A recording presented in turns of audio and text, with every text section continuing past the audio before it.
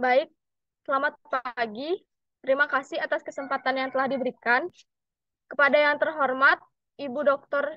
Luh Indrayani, SPD MPD, dan Ibu Luh Kertiasi, SPD MPD, selaku dosen pengampu mata kuliah Bank dan Lembaga Keuangan Bukan Bank, serta teman-teman yang kami banggakan. Baik, hari ini kami akan presentasikan materi mengenai dana pensiun. Sebelum kami memulai presentasi, izinkan kami untuk memperkenalkan diri terlebih dahulu. Perkenalkan, nama saya Nikade Intan Sanjiwani dengan NIM 22170111023 dan rekan saya.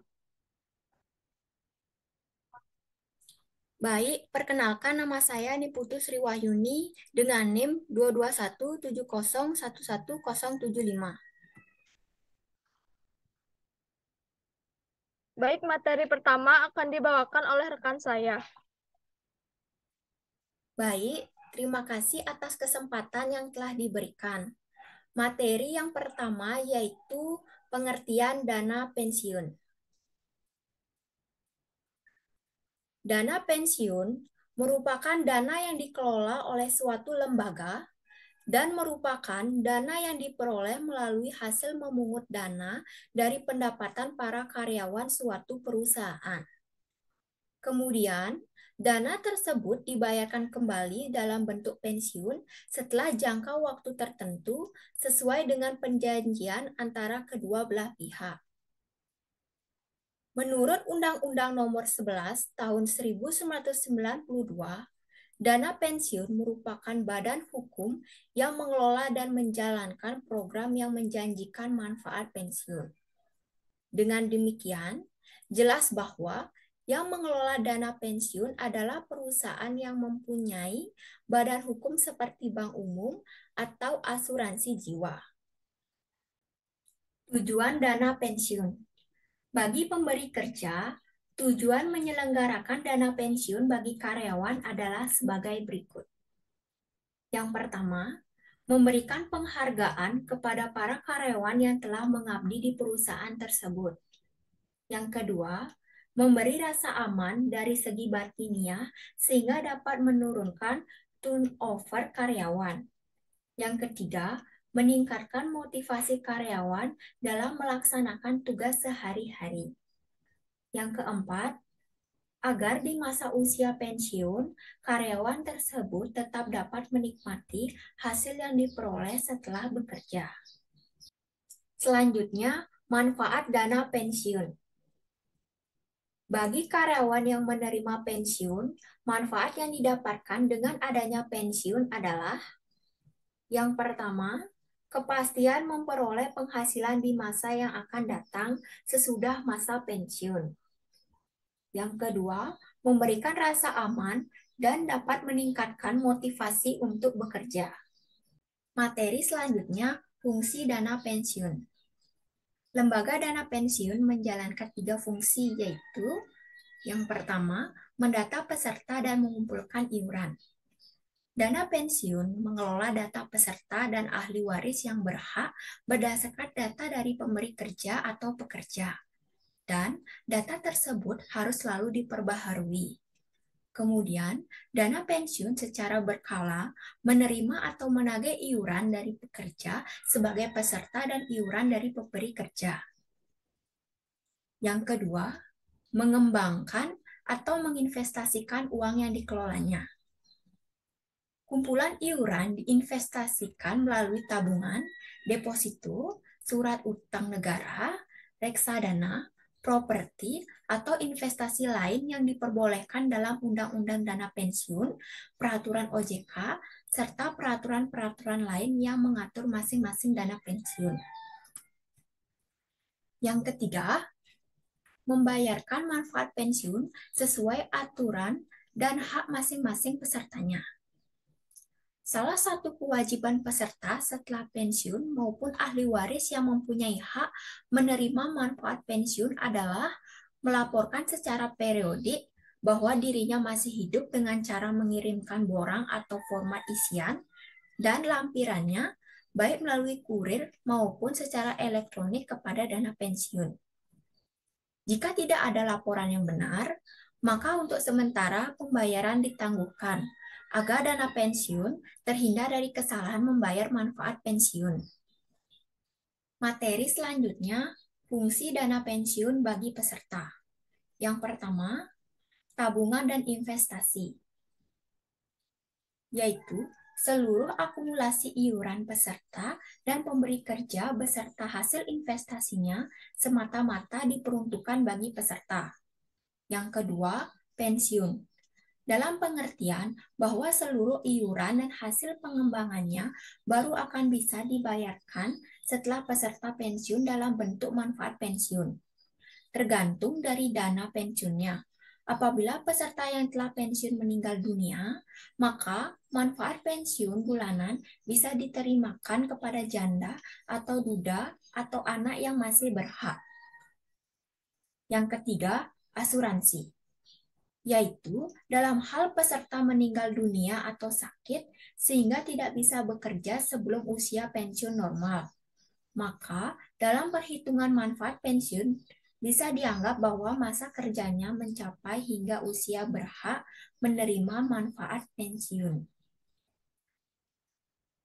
Sekian yang dapat saya sampaikan. Materi selanjutnya akan disampaikan oleh rekan saya. Baik, di sini saya akan menjelaskan mengenai materi jenis-jenis pensiun. Yang pertama ada pensiun normal. Pensiun normal adalah pensiun yang diberikan untuk karyawan yang usianya telah mencapai masa pensiun seperti yang ditetapkan oleh perusahaan. Contoh rata-rata usia pensiun di Indonesia adalah berusia 55-60 tahun untuk profesi tertentu. Yang kedua, ada pensiun dipercepat. Pensiun ini diberikan untuk kondisi tertentu, misalnya karena adanya pengurangan pegawai di perusahaan tersebut. Yang ketiga, ada pensiun ditunda. Pensiun ini adalah pensiun yang diberikan kepada para karyawan yang meminta pensiun sendiri, namun usianya belum mencapai usia pensiun. Yang keempat, ada pensiun cacat. Pensiun ini diberikan bukan karena usia, akan tetapi lebih disebabkan peserta mengalami kecelakaan sehingga dianggap tidak mampu lagi untuk dipekerjakan. Baik, selanjutnya saya akan menjelaskan tentang jenis-jenis dana pensiun. Menurut Undang-Undang Nomor 11 Tahun 1992, dana pensiun dapat digolongkan ke dalam beberapa jenis, yaitu yang pertama, ada dana pensiun pemberi kerja dan atau DPPK. DPPK merupakan dana pensiun yang dibentuk oleh perorangan atau badan yang memperkerjakan karyawan selaku pendiri untuk menyelenggarakan program pensiun manfaat pasti atau program pensiun iuran pasti bagi kepentingan sebagian atau seluruh karyawannya sebagai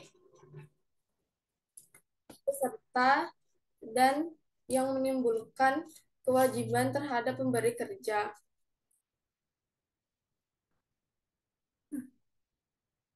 Baik, selanjutnya ada dana pensiun lembaga keuangan atau DPLK. DPLK merupakan dana pensiun yang didirikan oleh bank atau perusahaan asuransi jiwa untuk menyelenggarakan program pensiun iuran pasti bagi perorangan baik karyawan maupun peserta kerja mandiri. Baik, selanjutnya saya akan menjelaskan tentang sistem pembayaran pensiun. Yang pertama, ada program pensiun manfaat pasti. Pembayaran pensiun sekaligus dilakukan oleh perusahaan dengan mempertimbangkan antara lain bahwa yang pertama, perusahaan tidak mau pusing dengan karyawan yang sudah pensiun. Yang kedua, untuk memberikan kesempatan kepada pensiunan agar mengusahakan uang pensiun yang diperolehnya untuk berusaha karena biasanya penerima pensiun sekaligus uangnya dalam jumlah besar. Yang ketiga, karena permintaan pensiunan itu sendiri. Baik, yang kedua ada program pensiunan iuran pasti atau PPIP. Program ini memiliki pembayaran manfaat yang menggunakan dan hasil pengembangannya lebih kecil dari 36 juta dapat dibayar sekaligus. Selanjutnya, berdasarkan Undang-Undang Nomor 11 Tahun 1992, penyelenggaraan program pensiun didasarkan atas asas-asas sebagai berikut. Nah, berikut saya akan memaparkan beberapa asas-asas tersebut. Yang pertama, ada asas keterpisahan kekayaan dana pensiun dari kekayaan badan bukan pendirinya. Dana pensiun didukung oleh lembaga hukum tersendiri dan diurus serta dikelola berdasarkan ketentuan undang-undang. Yang kedua, ada asas penyelenggaraan dalam sistem pendanaan. Penyelenggaraan program pensiun berdasarkan asas ini, baik bagi karyawan maupun bagi pekerja mandiri, haruslah dengan mengumpulkan dana yang dikelola secara terpisah dari kekayaan pendirinya sehingga cukup memenuhi pembayaran hak peserta. Yang ketiga, ada asas pembinaan dan pengawasan. Agar terhindarkan dari penggunaan kekayaan dana pensiun dari kepentingan-kepentingan yang dapat mengakibatkan tidak tercapainya maksud utama pemumpukan dana, yaitu untuk memenuhi maksud utama pemumpukan dana yaitu untuk memenuhi hak peserta, maka perlu dilakukan pembinaan dan pengawasan. Yang keempat, ada asas penundaan manfaat.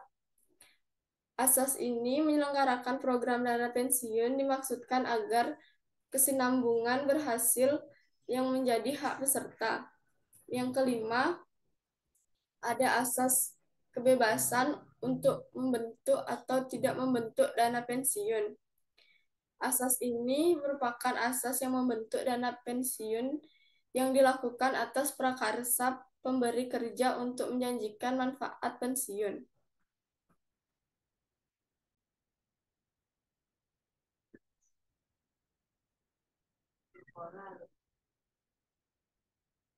Baik, jika ada teman-teman yang ingin menambahkan materi dan memberikan saran, kami persilahkan.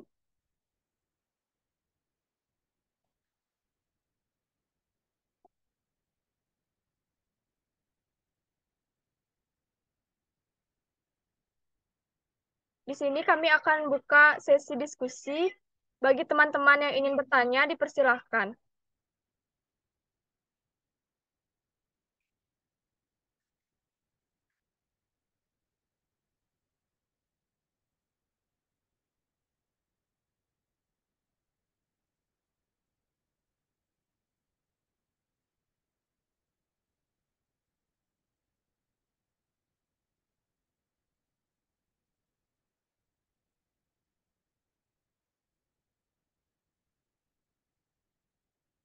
Baik, sekian presentasi dari kelompok kami. Terima kasih sudah menyimak presentasi dari kelompok kami, dan jika ada salah-salah kata, mohon dimaafkan.